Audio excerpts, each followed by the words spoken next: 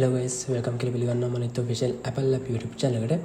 ඔයාලා දැනටමත් දන්නවා මේ වෙද්දී iOS 26.4 කියන අප්ඩේට් එක රිලීස් වෙලා තියෙන්නේ. අප්ඩේට් එක රිලීස් වුණේ 2026 තුන්වෙනි මාසේ 24 වෙනිදා. එතකොට මට ඒකම වීඩියෝ දාන්න බැරුණා. මොකද අපිට පොඩි කතර වගේක් වුණ හින්දා. හරි. අපි මේ වීඩියෝ එකේ කතා කරමු මොනවද මෙන්න මේ අප්ඩේට් එකේ ඇවිල්ලා තියෙන අලුත් ෆීචර්ස්. ඒ වගේම iOS 26.3 සහ 26.4 මෙන්න මේ දෙකේ පොඩි බැටරි ටෙස්ට් එකකුත් කරලා බලමු. කොහොමද මෙන්න මේකේ බැටරි ඩ්‍රේන් එක වෙන්නේ කියලා. අපි වැඩි කතා නැතුව යමු වීඩියෝ එකට. හරි.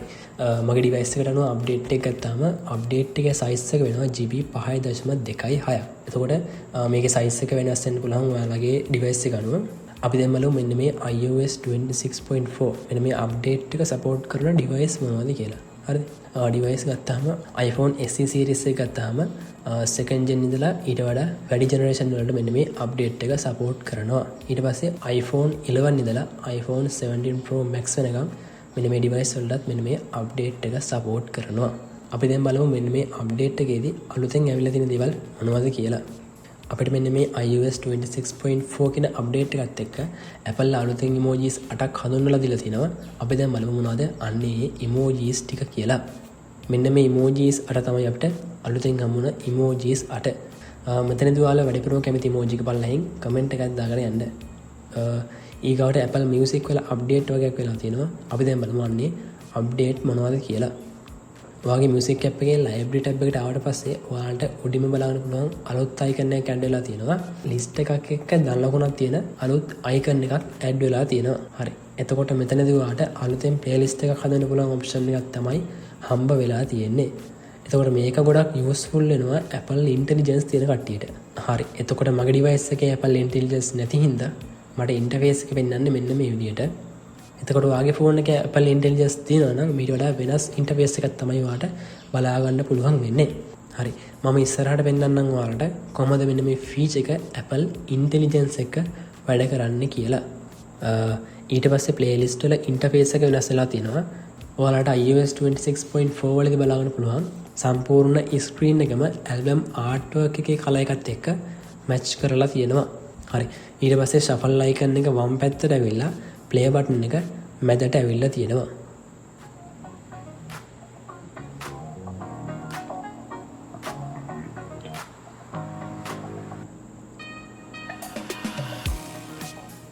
ඊට පස්සේ සින්දුවක් long press කරලා add to playlist කියන option එක select කරාට පස්සේ එන model එකේ අලුතෙන් changes වගේක් වෙලා තියෙනවා. ඊට පස්සේ ඔයාලට දකුණු පැත්තේ උඩම icon එකක්, ඊට පස්සේ දකුණු පැත්තේ පල්ලෙහාම icon එකක්, ඊට පස්සේ වම් පැත්තේ පල්ලෙහා icon එකක්. අන්න ඒ විදිහට අපිට අලුතෙන් icons 3ක් add වෙලා තියෙනවා. හරි. අපි දැන් බලමු මෙන්න මේ icon වලින් මොනවද අපිට ඇවිල්ලා තියෙන අලුත් features කියන එක. හරි. දකුණු පැත්තේ උඩම icon එක touch කරලා පස්සේ බලන්න පුළුවන් අපිට playlist එක sort කරගන්න option ටිකක්. ඒතකොට title එක අනුව add කරපු date එක අනුව, ඊට පස්සේ play කරපු date එක අනුව, ඊට පස්සේ updated date එක අනුව, ඊට පස්සේ playlist type එක අනුව මෙන්න මේ විදිහට අපිට අපේ තියෙන playlist එක sort කරගන්න හැකියාවක් දීලා තියෙනවා. ඊට පස්සේ වම් පැත්තේ පල්ලෙහාම තියෙන plus icon එකක්. ඒ plus icon එක touch කරාට පස්සේ අපිට option දෙකක් බලන්න පුළුවන්. අලුතෙන් folder එකක් හදන්න සහ අලුතෙන් playlist එකක් හදන්න option දෙකක් බලා ගන්න පුළුවන්. ඊට පස්සේ දකුණු පැත්තේ පල්ලෙහාම තියෙන icon එක touch කරාට පස්සේ අපිට පුළුවන් අපි select කරපු සින්දුව playlist ගොඩකට add කරගන්න. හරි. මම දැන් පෙන්නන්නම් library tab එකේ උඩ අලුතෙන් ආව option එකෙන් කොහොමද Apple Intelligence තියෙන කට්ටිය වැඩ ගන්න කියලා. ඒක touch කරාට පස්සේ Apple Intelligence තියෙන කට්ටියට මෙන්න මේ වගේ interface එකක් තමයි බලා ගන්න පුළුවන් වෙන්නේ. හරි. මෙන්න මේකදී ඔයාලට කරන්න පුළුවන් පල්ලෙහා තියෙන text field එකක් type කරන්න. අන්න ඒකේ ඔයාලට type කරන්න පුළුවන් example එකක් විදිහට ගන්න 2000 අවුරුද්දේ hit වුණ songs. ඒක ඉංග්‍රීසි වලින් type කරාට පස්සේ ඔයාලට Apple Intelligence හරහා 2000 අවුරුද්දේ hit වුණ songs playlist එකක් ඔයාලට generate කරලා දෙනවා. අන්න ඒ විදිහට තමයි මෙන්න මේ Apple Intelligence එක්ක මෙන්න මේ අලුත් option එක වැඩ කරන්නේ. හරි. ඊට පස්සේ Shazam වල අලුතෙන් update එකක් ඇවිල්ලා තියෙනවා. ඔයාලා දන්නවනේ Shazam එක use කරන්න මොකටද කියලා.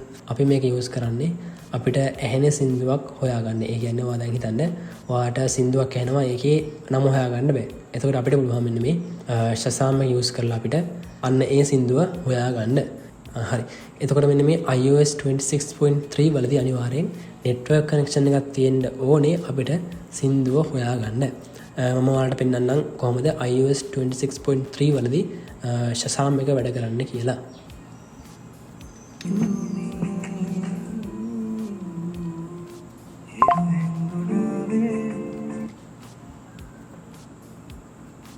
මෙන්න මේ විදිහට පුළුවන් අපිට iOS 26.3 වලදී Shazam හරහා සින්දුවක් හොයාගන්න.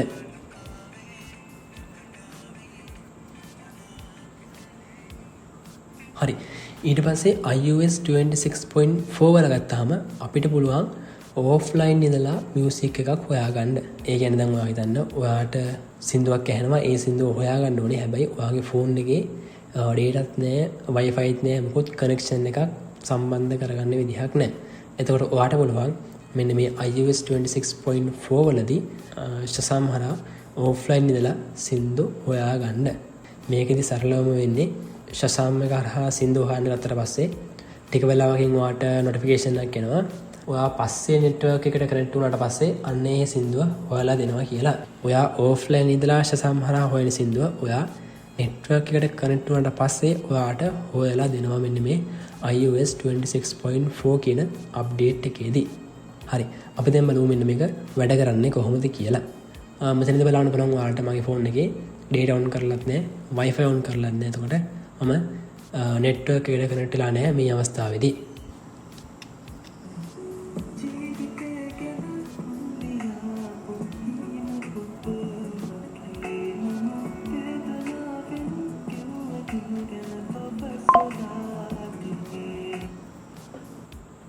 හරි.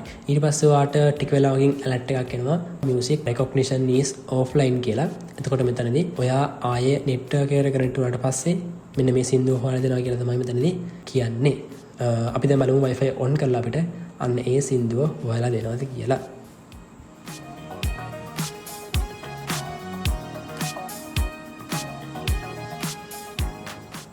මෙතනදී බලන්න පුළුවන් අපිට offline song found කියලා notification එකක් ආවා.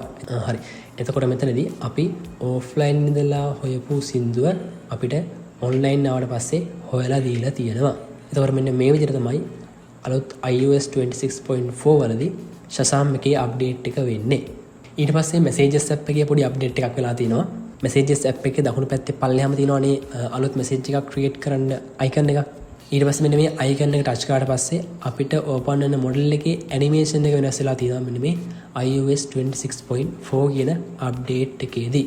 iOS 26.3 වලදී පල්ලෙහින් තමයි model එක open වුනේ. එතකොට iOS 26.4 වලදී අර icon එක තියෙන පැත්තෙන් තමයි model එක open වෙන්නේ.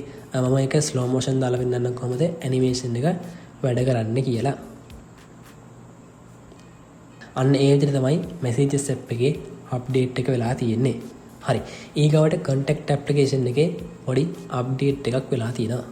ඔයාලට බලන්න පුළුවන් contact application එකේ contact එකක් ඇතුළට ගියාට පස්සේ තියෙන icon ටික iOS 26.3 වලදී liquid glass නැතුව තියෙන්නේ. එතකොට iOS 26.4 වලදී බලන්න පුළුවන් අන්නේ icon ටිකට liquid glass එක ඇවිල්ලා තියෙනවා.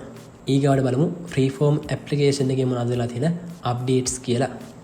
ඉස්සෙල්ලාම අපිට බලන්න පුළුවන් freeform application එකේ icon එක change වෙලා තියෙනවා. ඊට පස්සේ application එක open කරාට පස්සේ පල්ලෙහා තියෙන toolbar එකේ වෙනසක් වෙලා තියෙනවා. ඔයාලට බලන්න පුළුවන් iOS 26.4 වලදී වම් පැත්තේ පල්ලෙහෙන් අලුතෙන් icon එකක් add වෙලා තියෙනවා. ඒක touch කරාට පස්සේ අපිට පුළුවන් එක එක design අපේ form එකට add කරගන්න. මෙතනදී තියෙනවා discover තියෙනවා, එතකොට photos තියෙනවා, ඊට පස්සේ graphics තියෙනවා, ඊට පස්සේ backgrounds, ඊට පස්සේ shapes. අන්න ඒ විදිහට අපිට option වගේ දීලා තියෙනවා අපේ form එකට import කරගන්න. මම මෙතනින් shape එකක් import කරගන්නවා. ඊට පස්සේ මම ආයේ photos වලට ගිහිල්ලා උඩම තියෙන photo එකත් import කරගන්නවා. ඒ image එක premium content එකක් විදිහට තමයි බලා ගන්න පුළුවන් වෙන්නේ. හරි. අන්න ඒ විදිහට තමයි අපේ freeform application එකේ අලුත් update එක වෙලා තියෙන්නේ. අපි දැන් යමු podcast application එක පැත්තට. මෙන්න මේ podcast application එක ගත්තාම දැන් මේකේ තියෙනවානේ video podcast. එතකොට අපිට මෙන්න මේකේ වීඩියෝ පොඩ්කාස්ට් වල අපිට බලාගන්න පුළුවන් වුණේ නෑ වීඩියෝ එක ඔෆ් කරන්න සහ වීඩියෝ එක ඔන් කරන්න ඩිරෙක්ට් ඔප්ෂන් එකක්. එතකොට iOS 26.4 වලදී ප්ලේ බටන් එකට උඩින් hide video show video කියලා අපිට ඔප්ෂන් එකක් බලාගන්න පුළුවන්. hide video බටන් එක ටච් කරලා පස්සේ අපිට වීඩියෝ එක hide කරගන්න පුළුවන්.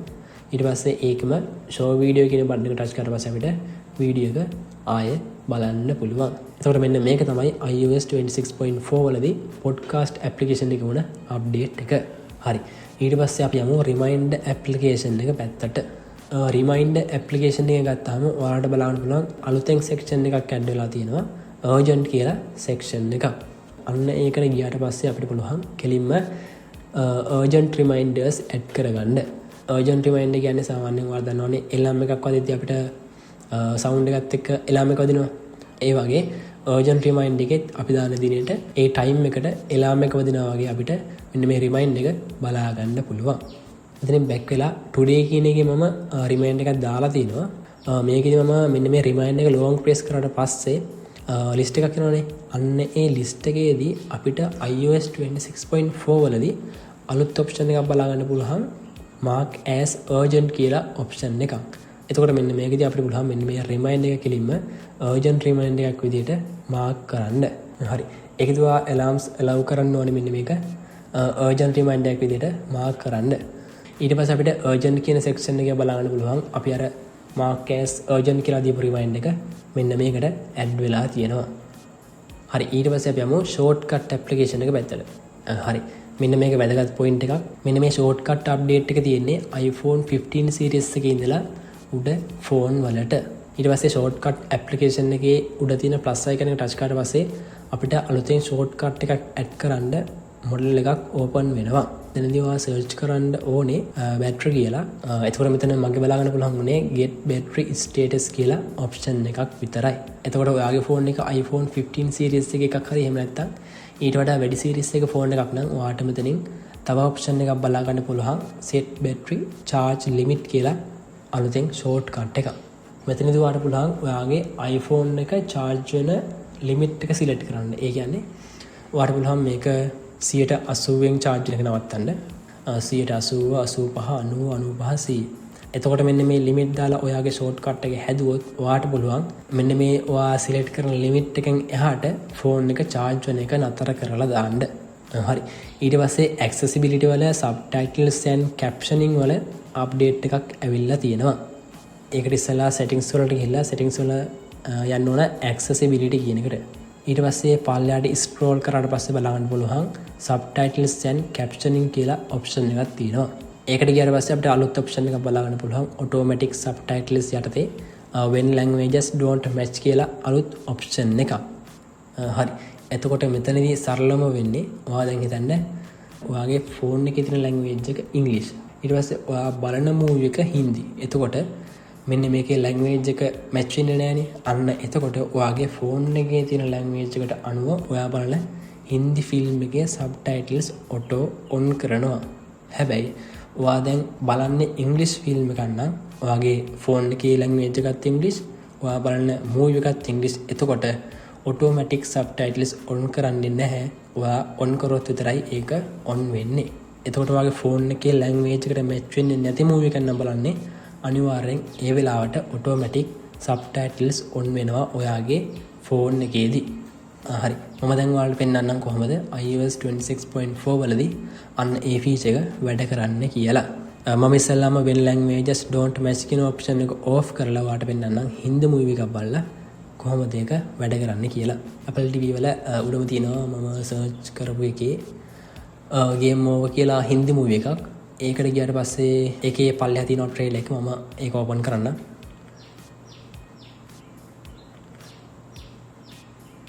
මෙතනදී ඔයාලට බලන්න පුළුවන් මෙතන dot එක touch කරලා subtitles ගියාට පස්සේ subtitles off කියලා තමයි මෙතනදී වැටිලා තියෙන්නේ. ඊට පස්සේ මම ආයේ settings වලට ගිහිල්ලා when languages don't match කියන option එක on කරනවා. on කළාම ආයෙනවා Apple TV එකට. ඒකට ගිහිල්ලා ආයෙමත් game over කියන movie එකට ගිහිල්ලා පල්ලෙහා තියෙන trailer එක open කරනවා. ඊට පස්සේ ආයෙමත් dot එක touch කරලා subtitles ගියාට පස්සේ ඔයාලට බලන්න පුළුවන් මෙතන automatically subtitles on කියන එක තමයි ටික් එක වැටලා තියෙන්නේ. ඒ කියන්නේ when languages don't match කියන option එක on කරලා හින්දි movie එකක් බලද්දි මෙතන automatic subtitles on වෙනවා. ඔයාලට බලන්න පුළුවන් මෙතන movie එකේදී subtitles වැටෙනවා. ඊට පස්සේ අපි යමු App Store සහ game application එක පැත්තට. හරි මෙතනදී අපිට බලන්න පුළුවන් iOS 26.3 වලදී පල්ලෙහා තියෙන බාර් එකේ search icon එක වෙනම තමයි තියෙන්නේ. ඊට පස්සේ iOS 26.4 වල ගත්තාම search icon එක අර බාර් එකටම එකතු වෙලා තියෙනවා. ඊට පස්සේ iOS 26.4 වල search option එකට ආවට පස්සේ search bar එක උඩට ගිහිල්ලා තියෙනවා මෙන්න මේ අප්ඩේට් එකේදී. game application එක ගත්තාම game application එකේ අන්න ඒ අප්ඩේට් එකම තමයි වෙලා තියෙන්නේ. මෙතනදී බලන්න පුළුවන් search option එක අර bar එකටම එකතු වෙලා තියෙනවා. ඒ වගේම ඊට පස්සේ search option එකට ගියාට පස්සේ search bar එක උඩට ඇවිල්ලා තියෙනවා. හරි. ඊට පස්සේ අපි ආයෙමත් App Store එක පැත්තට යමු. App Store එකට ආවට පස්සේ ඔයාලට බලන්න පුළුවන් උඩම තියෙන ඔයාලගේ profile icon එක. ඒක ටච් කරාට පස්සේ අපිට model එකක් open වෙනවා.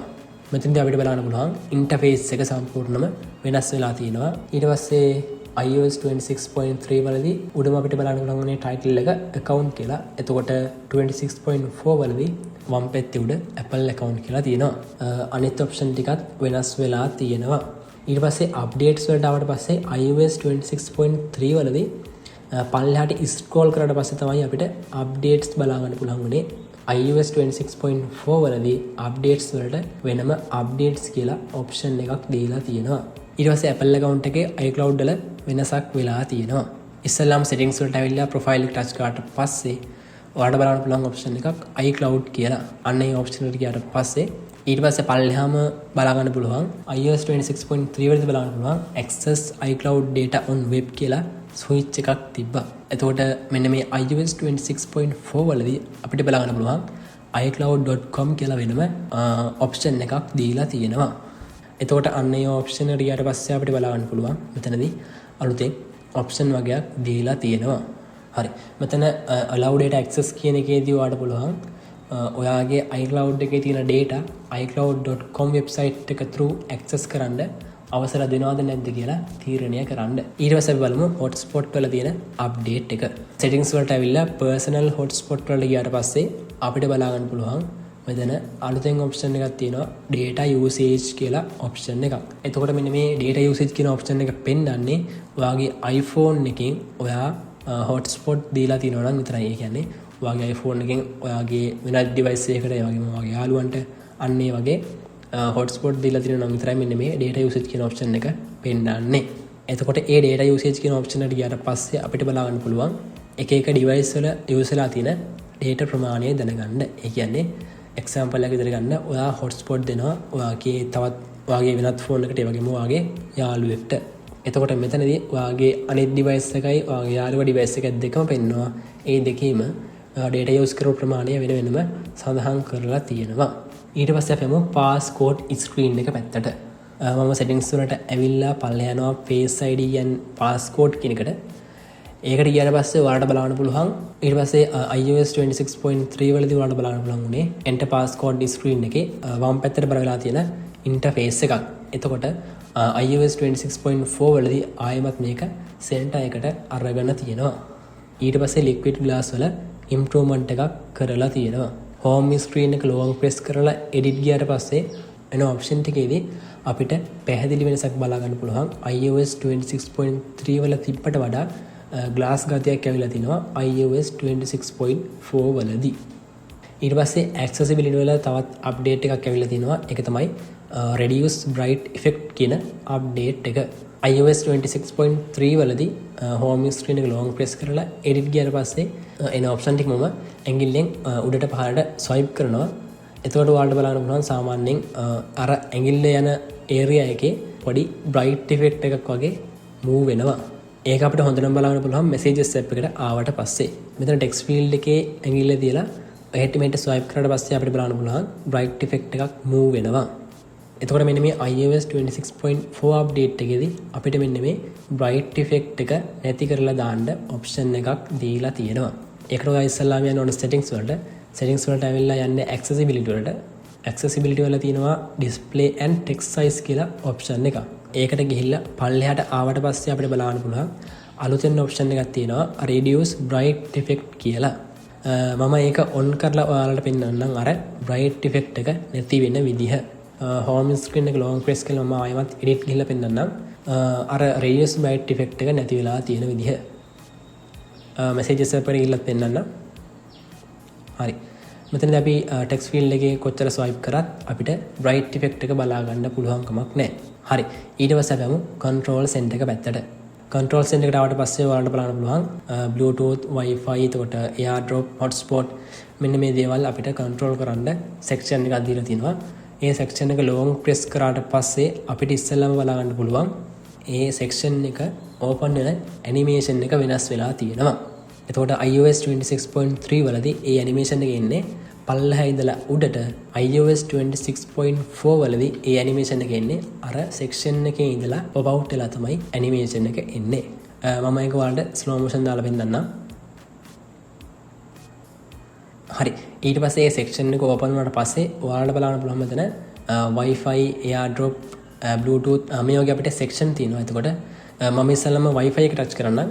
wifi එක touch කරාට පස්සේ ඔයාලට බලන්න පුළුවන් මෙන්න මේකේ background color එක change වෙලා තියෙනවා. ඒ කියන්නේ iOS 26.3 වල white වලට හුරු background එකක් තමයි තිබ්බේ. එතකොට iOS 26.4 වලදී මෙන්න මේක dark background එකක් විදිහට change වෙලා තියෙනවා.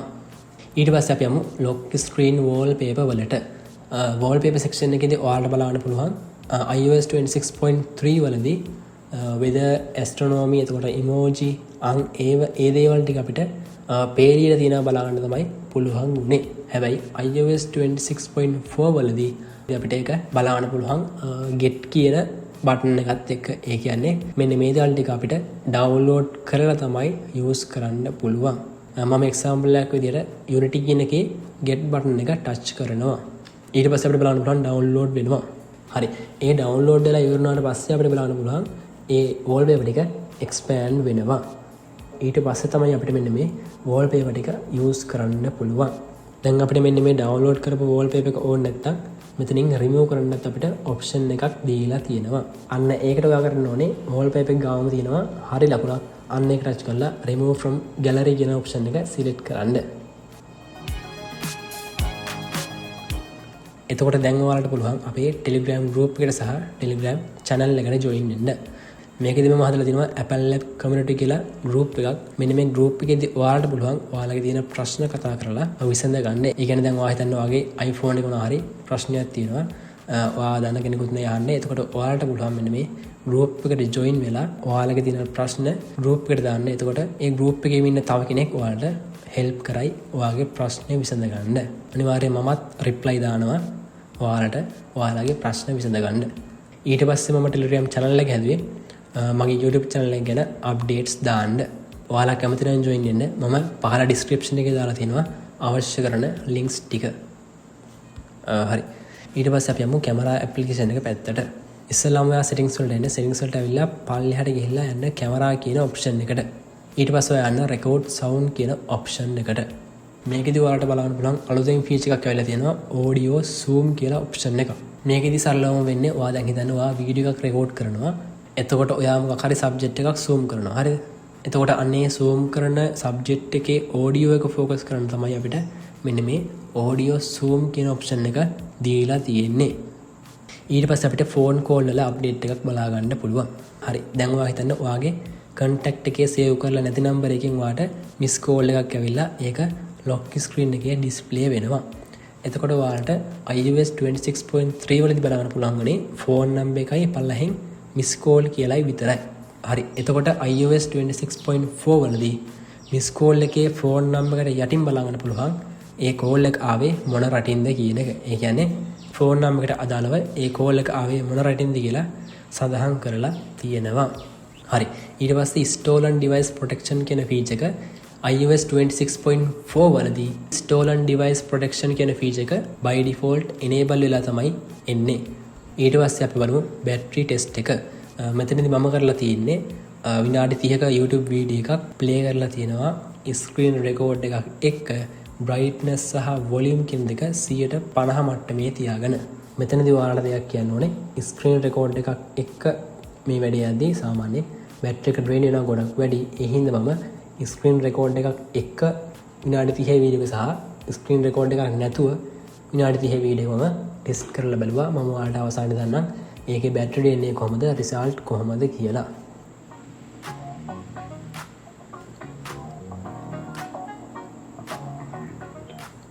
හරි, මට මේකදී බලා ගන්න පුළුවන් වුණා ස්ක්‍රීන් රෙකෝඩ් එකත් එක්ක වීඩියෝ ප්ලේ කරද්දී iOS 26.3 වල 112ක බැටරි ඩ්‍රේන් එකක්, ඒ වගේම iOS 26.4 වල 10ක බැටරි ඩ්‍රේන් එකක්. ඒ කියන්නේ iOS 26.3 වලට වඩා iOS 26.4 එකේ බැටරි ඩ්‍රේන් එක අඩු වෙලා තියෙනවා. හැබැයි ස්ක්‍රීන් රෙකෝඩ් එකක් නැතුව වීඩියෝ ප්ලේ කරද්දී iOS 26.3 වලදී 104ක් තමයි බැටරි එක ඩ්‍රේන් වුනේ. ඒ වගේම තමයි iOS 26.4 වලත් 104ක් තමයි බැටරි එක ඩ්‍රේන් වුනේ. එතකොට මට ස්ක්‍රීන් රෙකෝඩ් එකක් නැතුව වීඩියෝ එකක් ප්ලේ කරලා මට වෙනසක් බලා ගන්න පුළුවන් වුණේ නෑ බැටරි ඩ්‍රේන් එකේදී. Apple එක WWDC 26 event එක තියෙනවා ජූනි මාසෙදී. ඒ කියන්නේ Apple World Wide Developers Conference එක තියෙනවා මේ අවුරුද්දේ ජූනි මාසෙදී.